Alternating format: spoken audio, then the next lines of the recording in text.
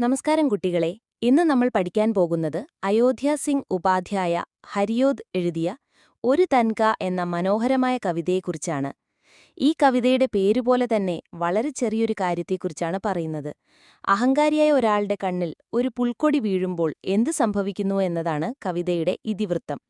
അഹങ്കാരത്തിന്റെയും ഗർവിന്റെയും പ്രതിരൂപമായ കവി സ്വയം സങ്കൽപ്പിക്കുന്നു. ഒരു ദിവസം താൻ വളരെ ഗർവോടെ വീടിന്റെ മേൽക്കൂരയിൽ നിൽക്കുകയായിരുന്നു. അപ്പോഴാണ് പെട്ടെന്ന് ഒരു ചെറിയ പുൽക്കൊടി പറന്നുവന്ന് അയാളുടെ കണ്ണിൽ വീഴുന്നത്. കണ്ണിൽ പുൽക്കൊടി വീണപ്പോൾ കവി വളരെ അസ്വസ്ഥനാകുകയും വേദന കൊണ്ട് പുളയുകയും ചെയ്തു. കണ്ണിൽ വേദന കാരണം കണ്ണ് ചുവന്നുവരികയും ചെയ്തു. ആളുകൾ തുണിയുടെ അറ്റം ചുരുട്ടിപ്പിടിച്ച് കണ്ണിൽ നിന്ന് പുൽക്കൊടി എടുക്കാൻ ശ്രമിച്ചു. അപ്പോഴാണ് കവിയുടെ അഹങ്കാരം വളരെ സൂക്ഷിച്ച് ആരുടെയും ശ്രദ്ധയിൽപ്പെടാതെ രക്ഷപ്പെട്ടത്. ഏതൊക്കെയോ മാർഗങ്ങളിലൂടെ ആ ചെറിയ പുൽക്കൊടി കണ്ണിൽ നിന്ന് പുറത്തെടുത്തതിനു ശേഷം കവിയുടെ മനസാക്ഷി അദ്ദേഹത്തോട് പറഞ്ഞു, "നീ എന്തിനാണിത്ര അഹങ്കരിക്കുന്നത്? നിന്നെ തോൽപ്പിക്കാൻ ഒരു ചെറിയ പുൽക്കൊടി പോലും മതി." അപ്പോൾ നമ്മൾക്കിതിൽ നിന്ന് എന്ത് പാഠമാണ് പഠിക്കാൻ കഴിയുന്നത്? ഒരു ചെറിയ പുൽക്കൊടി പോലും ഒരാളുടെ അഹങ്കാരത്തെ ഇല്ലാതാക്കാൻ പ്രാപ്തമാണ്. അതിനാൽ ആരും അഹങ്കരിക്കാൻ പാടില്ല.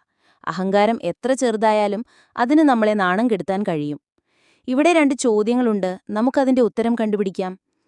എന്തുകൊണ്ടാണ് ഇവിടെ അഹങ്കാരത്തെ നിസ്സഹായ എന്ന് വിളിക്കുന്നത്? കാരണം ഒരു ചെറിയ പുൽക്കൊടിക്ക് പോലും അതിനെ ഇല്ലാതാക്കാൻ കഴിയും. അഹങ്കാരം ഒരു ദുർബലമായ ഒന്നായി ഇവിടെ കാണിക്കുന്നു. ഒരു പുൽക്കൊടി മതി നിനക്ക് എന്ന വാക്യത്തിൽ പുൽക്കൊടി എന്നതുകൊണ്ട് എന്തൊക്കെയാണ് ഉദ്ദേശിക്കുന്നത്?